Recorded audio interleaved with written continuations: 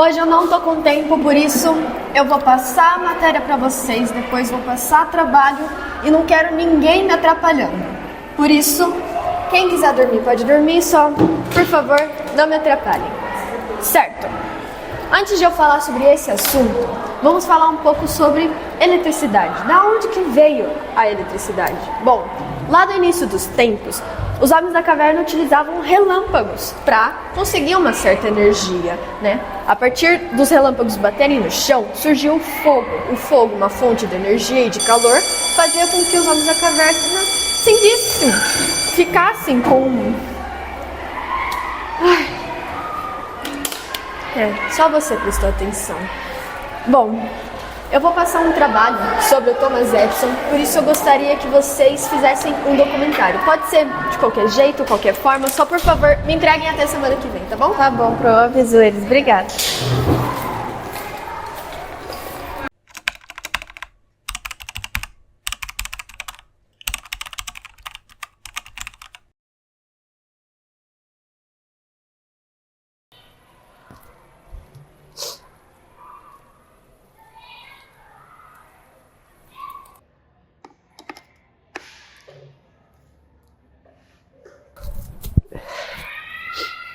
Vocês querem saber um pouco mais sobre mim? Bom, então vamos começar. Vocês conseguiriam imaginar um mundo sem a minha invenção? Eu acho que provavelmente não, já que vocês usam ela aqui em todos os lugares, todos os ambientes possíveis, vocês estão usando ela. Mas agora eu vou contar um pouco da minha história para vocês entenderem como isso começou. Eu nasci em 11 de fevereiro de 1847, em Milan, em Ohio, lá nos Estados Unidos, bem longe daqui. E eu vou contar um pouco sobre a história da minha família. Quando eu penso no meu pai, eu vejo um homem de grande determinação. Bom, eu sou Samuel Odin Edson Jr., nasci em 1804 no Canadá. A vida me deu muitos desafios desde sempre, só que também me deu muita oportunidade. Eu sempre busquei o melhor para minha família e para o mundo ao meu redor. Na minha juventude, 1837, já foi muito agitado, porque eu tive que participar da rebelião do Canadá contra o governo britânico. Após nossa derrota, eu resolvi fugir para os Estados Unidos. Lá nos Estados Unidos, eu casei com a Nancy e tive 7 filhos. Desses filhos, eu tive um que se destacava, pois era o Thomas. Ele mostrava um interesse profundo por como as coisas funcionavam. Embora alguns achassem que ele era problemático ou desatento, eu via nele um grande potencial de genialidade. Assim como meu pai, a minha mãe, ela era uma mulher, como eu posso dizer, muito cuidadosa, prestativa e linda.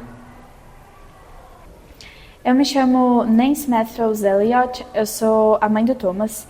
Nasci em 1810 em Nova York e tive uma infância marcada por muitas dificuldades, muitos desafios, mas acima de tudo meus pais sempre me ensinaram princípios e valores dos quais eu sempre prezei muito e passei dentro da minha casa para os meus filhos, principalmente para o Thomas, que eu percebi que desde pequeno ele era uma criança muito interessada em conhecer novas coisas, ele era muito curioso e ele sempre foi do tipo de ter inovações e sempre colocá-las em prática. Então eu sempre ensinei ele a persistir nos seus sonhos, nunca desistir, e isso foi muito bom, porque ele de fato seguiu esse ramo e eu sempre prezei muito para que, além de ele insistir nos seus sonhos, ele também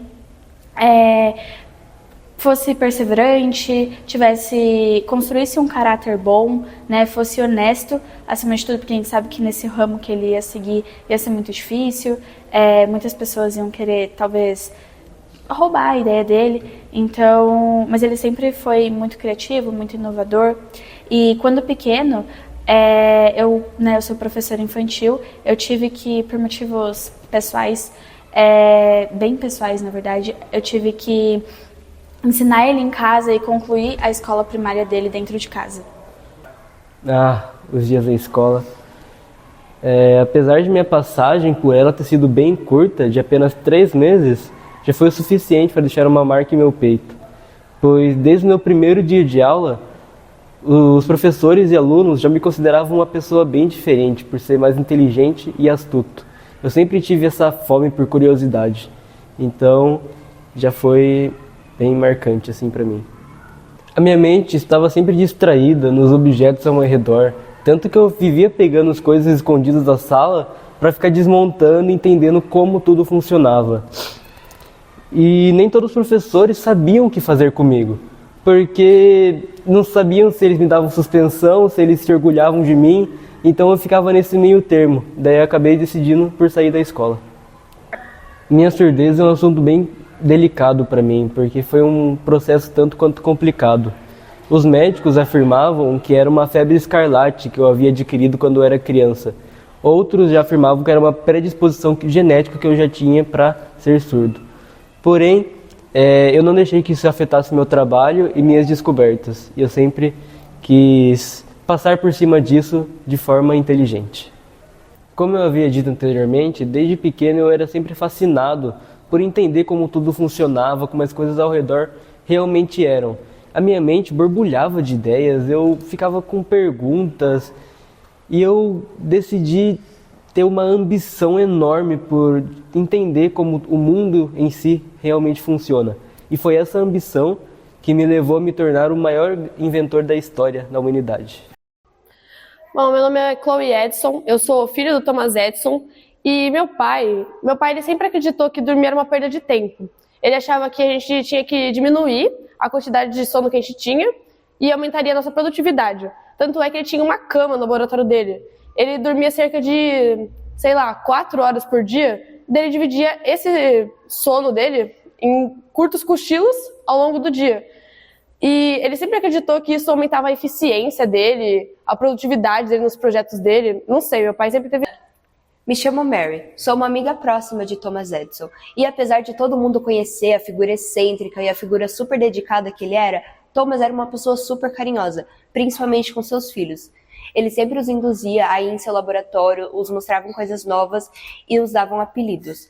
Tanto que logo, um tempo depois, Charles Edison, o seu filho, se tornou um grande político, se tornando o governador do estado de Nova Jersey. Thomas, apesar de ser conhecido por ser uma figura que muitos dizem ser sem coração, era um pai incrível e uma pessoa admirável.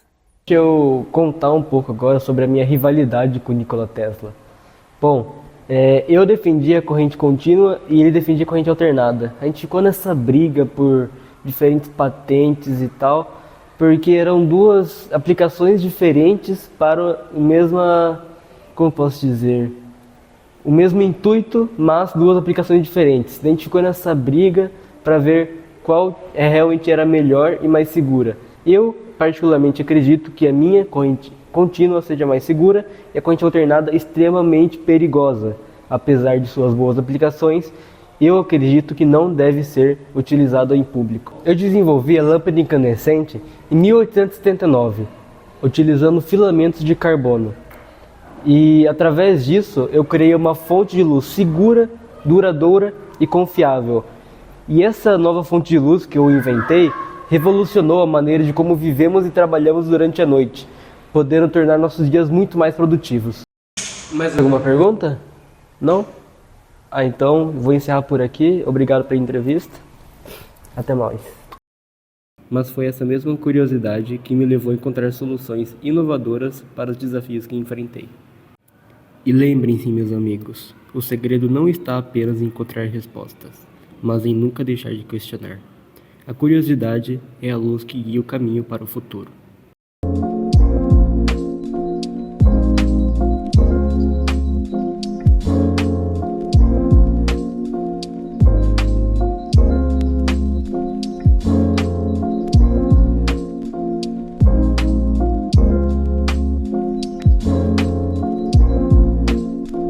Ela é meio doida, mas eu gosto dela, tá? Eu gosto da matéria dela. Vocês gostam de física? Silêncio! Vocês gostam de física? Entregaram o trabalho já? Eu fiz, Pro. Só a Lívia fez? Vocês não Eu esqueci em casa. Certo. Lívia. A cachorrinha, professora. Só ela. Obrigada, Lívia. Imagina, Pro. Ai, Nossa, mó legal o Thomas Edison. Não sei porque vocês não fizeram.